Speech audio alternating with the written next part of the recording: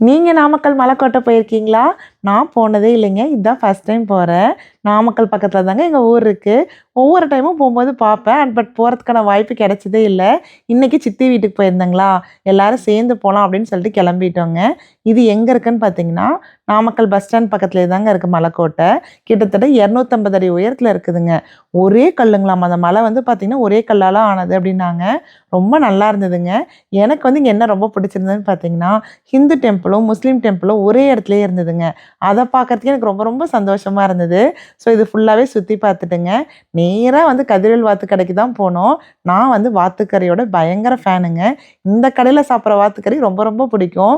எப்போ போனாலுங்க கொதிக்க கொதிக்க குழம்பு வந்து வாத்துக்கறி கொதிச்சிட்டே தான் இருக்கும். அவ்ளோ சூப்பரா இருக்கும். இன்னைக்கு எங்க அப்பா, அம்மாவோட வெட்டிங் ஆனிவர்சரிங்க.